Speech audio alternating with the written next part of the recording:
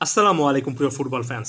আমি এটাকে লিওনেল স্কালোনির একটা ট্যাকটিক্যাল মাস্টার ক্লাস বলছি, যেটার মাধ্যমে তিনি গেমটা বের করে আনতে পেরেছেন। অনেকেই দ্বিমত প্রকাশ করতেই পারেন যে আর্জেন্টিনার কাছে ভালো ভালো প্লেয়ার আছে, বেঞ্চও আছে, তাদেরকে ব্যবহার করেছেন। এটাকে এতটা ট্যাকটিক্যালি গ্লোরিফাই করার কারণটা কি? কারণটাই মূলত ব্যাখ্যা করতে চাচ্ছি।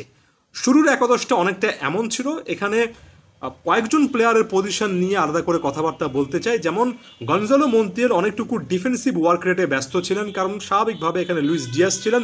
তার চেয়ে বড় কথা, মহিকা নামক যে প্লেয়ারটা আছেন লেফট ব্যাক পজিশনে, তিনি দুর্দান্ত একটা ম্যাচ খেলেছেন। তিনি বারবার করে উপরে উঠে আসছিলেন, অনেক সময় ওভারল্যাপ করে একেবারে এমন সাইডে বা একদম ডিপ জায়গায় চলে আসছিলেন আর্জেন্টিনা হাফে। কখনো কখনো তিনি কিন্তু একেবারে পিচের মাঝখানে এসে সেখানেও কন্ট্রিবিউট করছিলেন। সো গঞ্জালো মন্তিয়েল খুব একটা বেশি কিন্তু উপরে উঠে এসে এখান থেকে ক্রস করছিলেন না। যখন তিনি ক্রস করতে পারছিলেন তখনও কিন্তু মহিকারা বলটা যখন ফেরত পাচ্ছিলেন, রিগেন করছিলেন, তখন এসে এখানে কিছু না কিছু থ্রেট ক্রিয়েট করছিলেন, যেটাকে নালিফাই করার জন্য ডিপল অনেক অনেক নিচে নেমে খেলেছেন এবং দুর্দান্ত একটা ম্যাচ কাটিয়েছেন বলা চলে।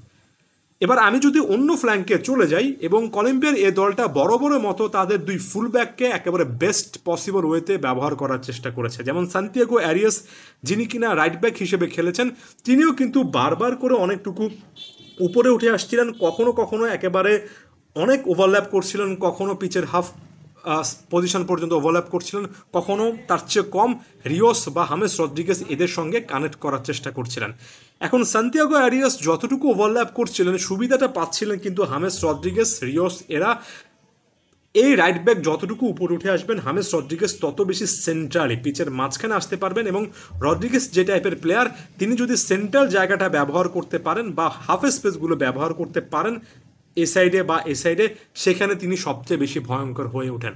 সান্তিয়াগো আরিয়াস বারবার উপরে উঠে আসার কারণে ট্যাগলেফিকো এবং কখনো কখনো ম্যাক অ্যালিস্টারকে, তাকে যেহেতু টেস্ট করতে হচ্ছিল, হামেস রদ্রিগেজ এখানে কিন্তু কিছুটা হলো ফ্রি স্পেস পেয়েছেন। যদিও লিজামদোরা, এনজোরা, রোমেরোরা হামেসকে কড়া মার্কিংয়ের মধ্যে রেখেছেন এবং সাকসেসফুলি সেই জিনিসটা করতেও পেরেছেন।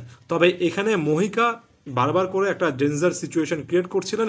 এখানে সান্তিয়াগো আরিয়াস অর্থাৎ দুই সাইড থেকে আর্জেন্টিনা কিন্তু আক্রমণগুলো ফেস করছিল। সো ফার্স্ট হাফে আমরা এমন জিনিসপত্র দেখেছি যে আর্জেন্টিনা তাদের সহজাত ফুটবল খেলতে পারেনি, কারণ এই সাইড থেকেও কিন্তু ডিরেক্ট অ্যাপ্রোচে আক্রমণ আসছে, এই সাইড থেকেও আসছে, অথবা এখানে পিচের অর্ধেক পজিশনে এসে এখানে যে মিডফিল্ডাররা আছেন, ডিয়াজরা আছেন, তাদের সঙ্গে মহিকারা কানেক্ট করছেন। সান্তিয়াগো আরিয়াস এখানে রিওসের সঙ্গে বা হামেসের সঙ্গে এখানে হাফ লাইনে এসে কানেক্ট করতে পারছেন।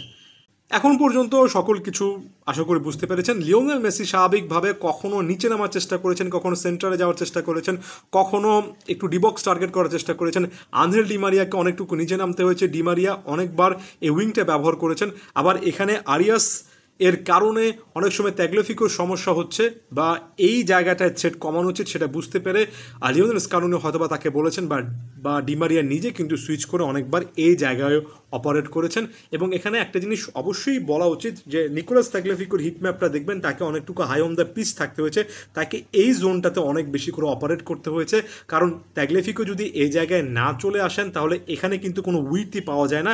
আর্জেন্টিনার মোটা দাগে বলা চলে যে এই পোর্শনটা একেবারে গেম থেকে বাইরে চলে যায়, মানে দেখলে মনে হয় যে এই সাইডে আর্জেন্টিনার কোনো কিছু নেই, অল্প এই স্পেসের মধ্যে খেলতে হবে। ট্যাগলেফিকোকে এজন্য হাই অন দ্য পিচ থাকতে হয়েছে, এখান থেকে অনেকগুলো বল কিন্তু এই জায়গায় ডেলিভার করতে হয়েছে। ট্যাগলেফিকোর ওয়ার্ক রেটটা একেবারে সিরিয়াস পর্যায়ে চলে যাচ্ছে বলে ডিমারিয়া এখানে এসে মাঝে মধ্যে তাকে হেল্প করার চেষ্টা করছিলেন। তারপরও কিন্তু আর্জেন্টিনা গেমটাতে অন দ্য টপ খুব একটা বেশি আসতে পারছিল না। একজন কোচের সবচেয়ে ভালো গুণগুলোর একটা হওয়া উচিত যে কখনোই নার্ভাস না হওয়া, এবং আপনার দলের সেরা প্লেয়ারও যখন ইনজুরির কারণে মাঠ ছাড়ছে তখনও সেটা থেকে বেস্ট কোনো একটা কিছু পাওয়া সম্ভব কিনা সে জিনিসটা ট্রাই করা। লিওনেল মেসি যখন ইনজুরির কারণে মাঠের বাইরে চলে গেলেন, তখন তিনি নিকো গঞ্জালেসকে ইন্ট্রোডিউস করলেন। পুরো গেমের সিনারিওটা কিন্তু একেবারে পাল্টে গেল। এখানে আমার কথাগুলো একটু মনোযোগ দিয়ে শুনুন। লিওনেল মেসি উঠে যাওয়ার কারণে আর্জেন্টিনার সুবিধা হয়েছে এমন টাইপের কোনো কথাবার্তা বলছি না, এমন গুঞ্জন একেবারে উড়িয়ে দিচ্ছে। তবে আর্জেন্টিনা ভিন্ন একটা স্ট্র্যাটেজি ওই মোমেন্ট থেকে আসলে অ্যাপ্লাই করতে পেরেছে, এবং এটা কোনো কোনো ক্ষেত্রে আর্জেন্টিনার ওভারঅল পুরো মাঠটা স্ট্রেচ আউট করতে, অর্থাৎ দুই সাইডে উইথ ধরে রাখতে অনেক বেশি করে হেল্প করেছে। যেমন লিওনেল মেসি যখন নেই, তখন ডিমারিয়া নিজে অনেকটুকু সেন্টারে অর্থাৎ পিচের মাঝখানে এই যা রাইট হাফ স্পেস বা এই জোনটাতে অনেক সময় চলে এসেছেন। এখানে নিকো গঞ্জালেসকে নামানোর পর নিকো যে জিনিসটা করেছেন, অনেকবারই একেবারে আপফ্রন্ট ভার্টিক্যাল মুভমেন্ট করেছেন, অনেকবার নিচে নেমে এসেছেন, অনেকবার ডিবক্সটাকে টার্গেট করেছেন। স্পেশালি নিকোর ডিবক্সে ঢোকাটা, নিকো যত বেশি করে ডিবক্সের মধ্যে ঢুকেছেন তত বেশি যেটা আর্জেন্টিনার সুবিধা হয়েছে। এখানে এই আরিয়াস যে প্লেয়ারটা রয়েছেন, যিনি বারবার উপরে উঠে এসে আর্জেন্টিনার জন্য সমস্যার কারণ হচ্ছিলেন, তিনি কিন্তু গেম থেকে অন্তত অ্যাটাকিং ট্রানজিশনে একেবারে বাইরে চলে গিয়েছেন। অর্থাৎ এক কথায় বলা চলে যে আপনি আরিয়াসকে শুধুমাত্র নিকোকে মার করতে দেখবেন, আরিয়াসকে এরপরে আপনি আর এই জায়গায় পাবেন না, আরিয়াসকে আপনি এরপরে ত্যাগলিফিকোর এ সকল জায়গায় পাবেন না। এবং আরিয়াসের এই স্টেপ ওভারটা যখন বন্ধ হয়ে গেল, তার যখন ওভারল্যাপটা বন্ধ হয়ে গেল, তখন সবচেয়ে বড় সমস্যায় কিন্তু হামেস রড্রিগেজটা পড়লেন। এই সাইডের এই জায়গাগুলো থেকে চ্যানেলগুলো বন্ধ হয়ে গেল এবং অবশ্যই Enzo Fernandez, Mac Allister, Rodrigo ডিপলরা এই জোনটার কন্ট্রোলে কিন্তু চলে আসলেন। কলম্বিয়ার ক্ষেত্রে কলম্বিয়ার পুরো গেম প্ল্যানটা কিন্তু হামেস রড্রিগেজ করেন। হামেস রড্রিগেজ যখন ইনঅ্যাক্টিভ হয়ে যান, তখন এই মিডফিল্ডের পুরো কাভারেজটা কিন্তু আর্জেন্টিনার কাছে চলে এসেছে। ম্যাচটা যত গভীরে গিয়েছে, আর্জেন্টিনা মিডফিল্ডের কন্ট্রোল তত বেশি নিতে পেরেছে। এখানে নিকো গঞ্জালেসকে নামানো, তার চেয়ে বড় কথা নিকোকে দলে রাখার জন্য স্কালোনির যে চেষ্টা, এবং অজনপ্রিয় একটা সিদ্ধান্তে স্কালোনি যে আসলে স্টাক থেকেছেন, এটা এর আগের কোপা আমেরিকার একটা ম্যাচে আমরা দেখেছি, এই ম্যাচেও কিন্তু দেখলাম। এরপর আমি চলে আসি স্কালোনির বাকি সাবস্টিটিউটগুলোর ক্ষেত্রে। এখন এটা সোজা বাংলা অনেকে বলতে পারেন যে এনজো অনেকটুকু টায়ার্ড হয়ে গিয়েছিলেন, পারেদেস নেমেছেন, চেলসো নেমেছেন, লাউতারো নেমেছেন, এটা একেবারে স্বাভাবিক ব্যাপার। হ্যাঁ, সাবস্টিটিউট করাটা স্বাভাবিক ব্যাপার, তবে ঠিক কোন মোমেন্টে তিনি করেছেন এবং করার পরে আসলে এই প্লেয়ারদের মোটিভটা কী ছিল সে জিনিসটা আমাদের বুঝতে হবে।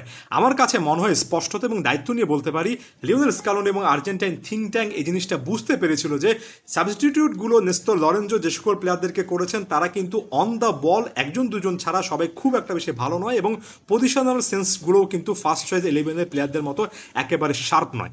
সেজন্য আর্জেন্টিনা কিন্তু ডিফেন্সিভ ওই স্ট্র্যাটেজিটাকে একেবারে বাদ দিয়ে তারা একটা গোলের জন্য ট্রাই করেছে, এবং ওই মোমেন্টে আসলে স্কালোনি সাবস্টিটিউটগুলো করিয়েছেন যখন তার কাছে মনে হয়েছে যে কলম্বিয়ান প্লেয়াররা যথেষ্ট পরিমাণ টায়ার্ড এবং তাদের উপর প্রেস করা যাবে এবং আর্জেন্টিনা সত্যিকার অর্থে কাউন্টার অ্যাটাকে গোল ট্রাই করতে পারবে।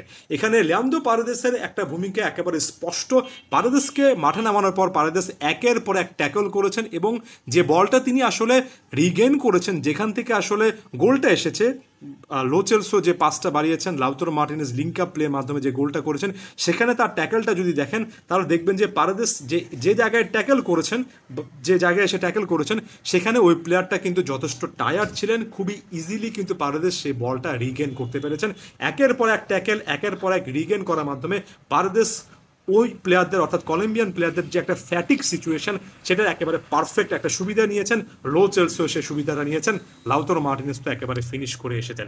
প্রথমত নিকো গঞ্জালেসকে পুরো টুর্নামেন্ট জুড়ে এমন টাইপের সিচুয়েশনের জন্য প্রিপেয়ার্ড রাখা, ব্যাকআপ হিসেবে রাখা, লিওনেল মেসি মাঠ ছাড়ার পর প্ল্যান বিতে একেবারে স্ট্রেট চলে যাওয়া, ওই মোমেন্টে সাবস্টিটিউটগুলো করা, যে মোমেন্টে সত্যিকার অর্থে একটা গোলের জন্য চেষ্টা করা যাবে এবং প্রতিপক্ষকে প্রেস করা যাবে সেই গোলটার জন্য, এগুলোকে যদি আপনি ট্যাকটিক্যাল মাস্টার ক্লাস না বলেন তাহলে আসলে কাকে বলবেন আমি জানি না।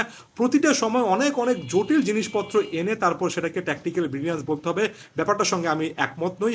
একজন কোচের overall brilliance, decision making, tactical যে অ্যাওয়ারনেস, সেটা স্কোয়াড ঘোষণার অনেক আগ থেকে শুরু হয়। এখানে এই যে নিকোকে রেখেছেন স্কোয়াডে, এটা ব্রিলিয়ান্ট একটা সিদ্ধান্ত ছিল।